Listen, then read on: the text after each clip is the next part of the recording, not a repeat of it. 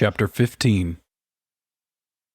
One of Powell's supporters arrived right after Wilks and Billie, also armed with a carbine. Between the two of them, they had no trouble capturing the 4 men and 1 woman whose transponders ID'd them as Spears loyalists, at least according to Powell. Wilks didn't much like trusting the Major, but in this case, the choice was easy enough. At least Powell wasn't homicidal. "What's the scat, Sarge?" one of the captured troops said. "Changing of the guard," Wilks answered. "To keep it simple, here's the drill. Spears is out. Powell is in. Any problems with that?" The 5 troopers glanced around, and at the weapon Wilks held across his chest in port arms position. "You breaking a few regs here, Sarge," one of the women said. "Spears will cut you a new asshole." "Yeah? How long you figure before you trip over one of those regs and wind up feeding the general's little pets?" Wilks asked her. "You know some of the people webbed in there, don't you?" He waved at the reinforced wall to his left. The Queen's chamber was on the other side. He could see them weighing it. If Spears came back and assumed command, they would be in deep shit if they played along with this. He was not a forgiving man. On the other hand, if Powell was the new honcho in charge, he wouldn't give them to the aliens. A smart Marine would sit tight and wait to see which way the current flowed. Then again, Wilks thought, a smart Marine would have figured out that it was only a matter of time before they all went into the chambers as protein supplies for Spears's new and improved troops. Like the 3 who deserted and ran, only to find themselves out of the intake and into the combustion chamber. And it wasn't as though Colonial Marine line troopers were galaxy-renowned for their high intelligence. Then again, he had the gun. Even a stupid Marine usually figured that possibly dying in the future was better than for sure dying right now. "Looks like it's your show, Sarge," one of them said. "That it is. Let's take a little stroll to assembly, what say?" The lights blinked out, followed by the sound of pressure doors dropping into place. That would be Bueller. The emergency lighting popped on almost immediately. Half a second, no more. Unfortunately, that half a second was enough time for the largest of the troopers to think he could take advantage of the darkness. He jumped at Wilks. Wilks' first reaction was to shoot the sucker. He was big, but slow, and he had plenty of time to cap one off into the man. But blowing away Marines, however misguided their sense of duty, didn't appeal much to somebody who'd spent most of his life in the Corps. He'd done it before. He hadn't liked it. Wilks sidestepped to his left, swung his foot up in a spring kick, caught the charging man high in the belly, stole his wind just long enough for the second kick, this one to the man's right leg, next to his knee. The attacker's leg buckled, the ligaments and cartilage torn, and he collapsed onto the deck, cursing. The Powell loyal trooper brought his weapon to eye level and prepared to fire on the other captured troops. "Negative!" Wilks yelled. "Don't shoot! There's no need!" The armed man glanced at Wilks. "My men are in control of life support," Wilks said, making it up as he went along. "If anything happens to me, you lose heat and air. You're bottled up in here without the exit codes. Anybody want to choke to death? Taking me out is the way to do it." To prove he wasn't worried, he lowered his own weapon. The 4 troopers still standing looked at each other uneasily. It was one thing to catch a round in battle and go fast. Another to lie on the floor sucking air that had gone foul with CO2. Not a pleasant way to die. "Nobody is gonna do nothing, Sarge. You call it." "That's good. Help Bimbo Boy up and let's move." The 4 moved to help the wounded Marine. Well, so far, so good. He hoped it would all go so easy. Wilks seemed to have things well planned and under control, Billie saw. As they moved through the station, Wilks used a magnetic card and a keypad code to open the pressure doors. Once, there were 3 men waiting on the other side of a door, but Wilks herded some of the captives through first. their hands raised to advise the Marines of the situation. The threat was simple: surrender your weapons or freeze in the dark trying to breathe. He must have forgotten that he was going to give Billie a gun, because she hadn't collected one yet. Not that there were many guns around. A couple of carbines, some pistols from various guards. Apparently, Spears didn't like his men running around the base armed. Probably a good idea. It would have been too tempting to take a shot at him. By now, they had collected about 30 people, about half of them loyal to Spears, according to Wilks, who seemed to know how to tell the difference with some kind of electronic device he carried. Interesting. "Where are we going?" Billie asked him. "Central Assembly," he said. "Gotta sort these guys out as to ours and his. Powell says there are 175 Marines, 48 scientists and medicos, a couple of androids, and 15 workbots here. Spears has a short platoon, 25 men with him. We can't have anybody running around loose who might short-circuit things." "A lot of people to find," she said.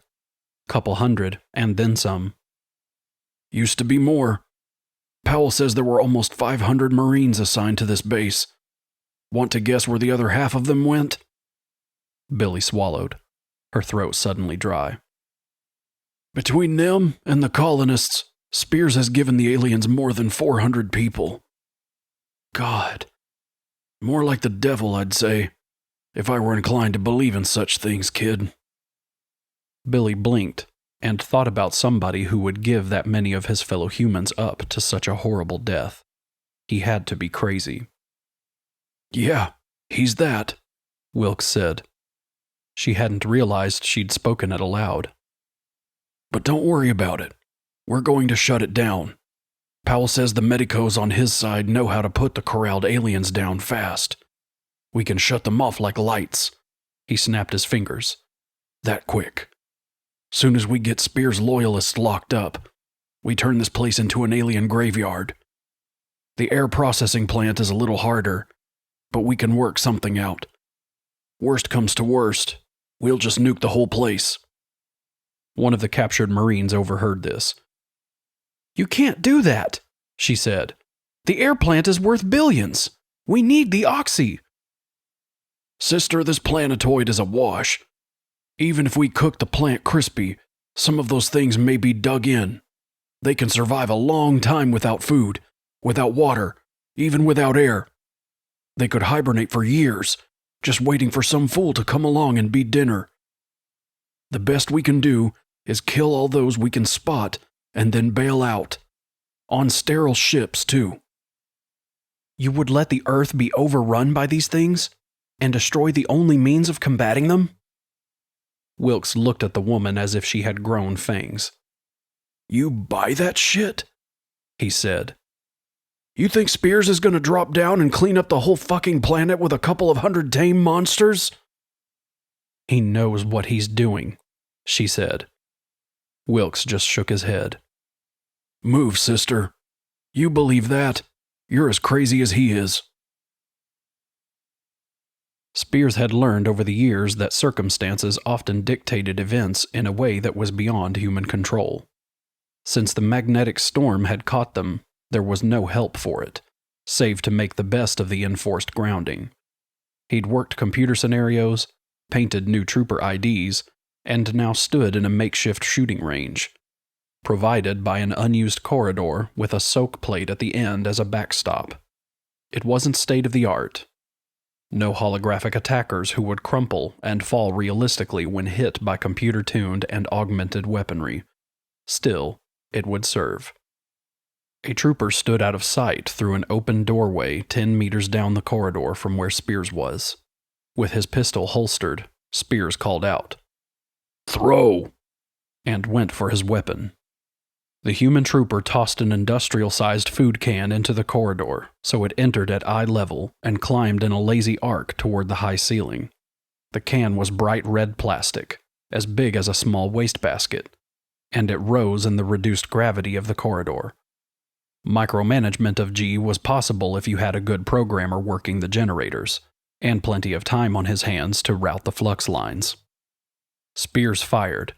The caseless round punched into the can as it reached its apex.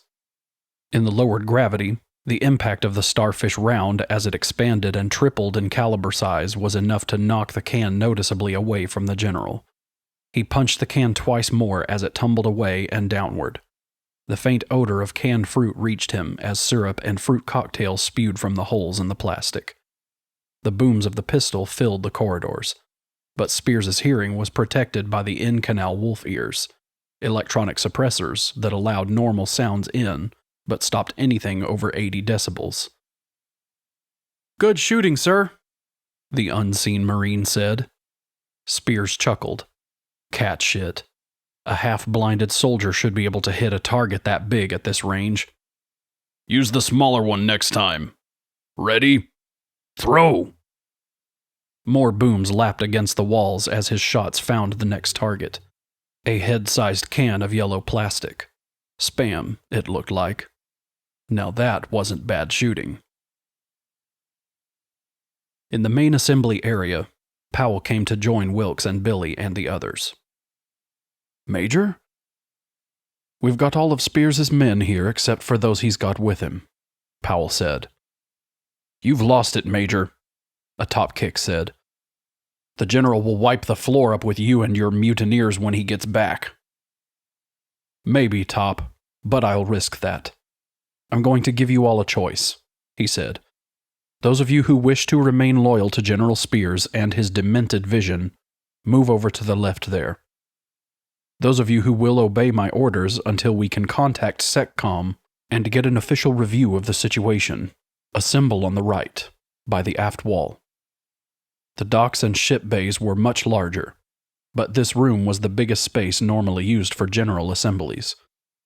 The 200 or so people rumbled, a disorganized crowd walla, as they spoke to each other and to nobody. "Powell's lost his fucking mind. I don't want to wind up feeding the bastards.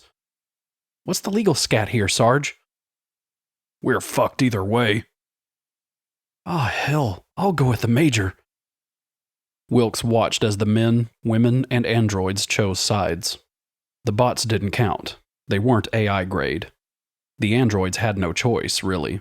They were programmed to obey the ranking officer, and since Spears was gone, that was Powell. The human group gradually divided into roughly equal numbers moving toward each side of the room. Most of the scientists went with Powell. Maybe their exposure to the aliens had taught them something. More enlisted troops went to the aft wall, too, while the line officers, a couple of captains and lieutenants, and most of the NCOs went to the Spears group. That figured. Sergeants mostly ran the day-to-day operations of any military organization, and they trusted more in the military process than did the grunts. Officers usually stuck together because they were officers. "I can't believe so many would still follow him," Powell said softly. "Hell, I can't believe you got so many," Wilks said. "What will we do with them?" "Put them in detention. It'll be a little crowded, but they'll just have to make do." "What about the crossovers?" "We'll keep them supervised," Powell said. "Outside of you and a few others, there aren't any of them I would trust with a weapon just yet." Wilks nodded. "I hear that." "All right. You men and women on the aft wall, return to your normal stations. You'll be reassigned shortly. Keep your comms open. You'll get a computer log telling you where to report. We'll be a little thin, but we can keep things running." Billie said, "What about the general?" "Yeah," Wilks put in. "Do you have any anti-skycraft weaponry mounted in the base?" "Negative," Powell said. "We didn't expect an attack from that quarter. Some of the crawlers and hoppers carry light machine guns, 22mm EU slug cannons." "Enough to bring down a small troop carrier," Wilks said. "Better get somebody you trust who can shoot suited up and into battery, PDQ. The best way to stop Spears is to knock him down before he knows he's in trouble."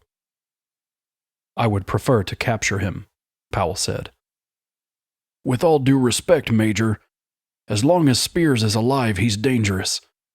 If he gets back here, into the base, He's got an army the same size as yours. Plus, he's got personal control of the aliens. Isn't that right? You said the Queens recognize him, didn't you? Powell took a deep breath.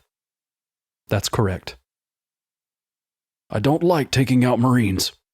I've had to do it in the past, and I would rather not. But this is what you hired me for, isn't it? The hot work? Powell closed his eyes, nodded, resigned. Yes. Fine. You run your base, Major. I'll take care of Spears. The man nodded again, and Wilks turned away. He wouldn't order anybody to shoot the general, but he would stand aside and let Wilks do it. Fine. Whatever it took. Come on, Billie. I'd feel better if you stuck with me. What about Bueller? He's okay. He's standing by the life support controls until we're sure what's what. Where are we going? To give Spears a welcome home party. Once he's gone, we're going to put all his pet monsters to sleep. Billie shook her head. Thank God. Whoever. Let's go.